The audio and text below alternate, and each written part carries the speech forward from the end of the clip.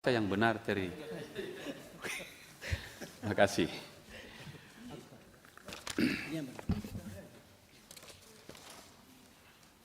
Saya ingin memberi apresiasi dulu dengan berturut-turut kita WTP, meskipun masih ada catatan yang harus kita perbaiki, 19 temuan. Saya kira ini menjadi concern kita pagi ini supaya tetap pada posisi WTP kita tetap baik. Pak Menteri, saya senang sekali hari ini karena yang biasanya Pak Menteri mengurusi legislasi di DPR ini, sekarang Pak Menteri berada di pemerintah yang salah satu kamarnya punya Ditjen PP.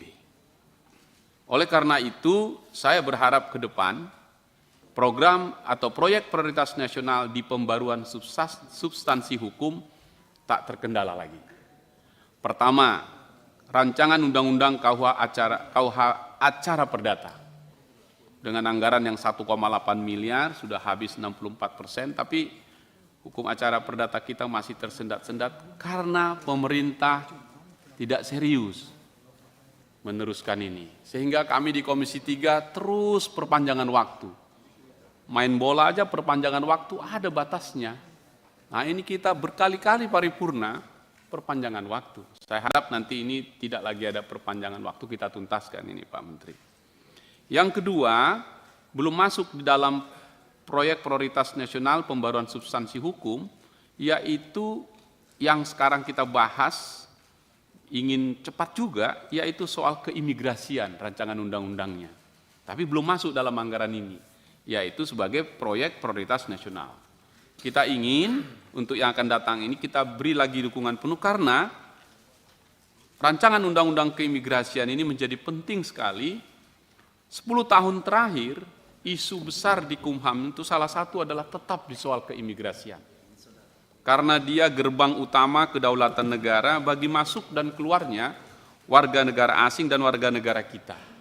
Saya setuju ini menjadi fokus kita soal keimigrasian ini dan saya yakin Pak Menteri juga mempunyai perhatian yang serius soal ini.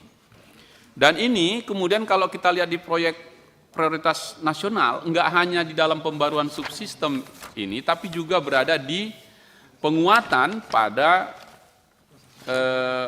keamanan, pertahanan dan keamanan di perbatasan dan pulau terluar. Ini kaitannya juga dengan keimigrasian. Contoh, kita sering sekali mendapatkan catatan misalnya di Kabupaten Meranti di Provinsi Riau yang berbatasan dekat sekali dengan Singapura dan Malaysia.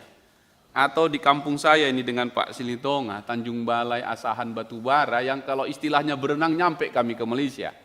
Ke Port Klang begitu. Saking dekatnya pimpinan. Iya. Kalau mau berobat katanya ke sana berenang nyampe, cuman nggak nanti sampai sana sudah selesai juga.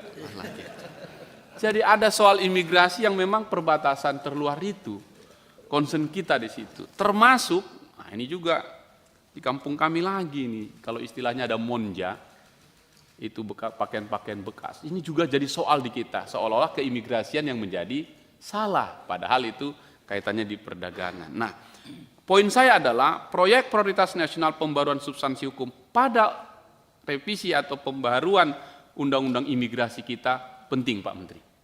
Kalau seandainya bisa kita percepat ini, saya kira kita menyelesaikan satu soal kita dalam bernegara. Hal-hal lain yang sudah disampaikan menurut saya, pimpinan, laporan ini cukup lengkap. Laporan keuangan pemerintah pusat APBN tahun anggaran 2023 plus penjelasan hasil pemeriksaan BPK yang disampaikan secara jujur dan terbuka, kita bisa menyaksikan, masyarakat juga menyaksikan. Pesan kami, kita tuntaskan ini. Seluruh temuan-temuan BPK agar tetap raihan WTP tetap kita pertahankan dengan baik. Terima kasih pimpinan. Partai Demokrat setuju untuk laporan ini. Terima kasih.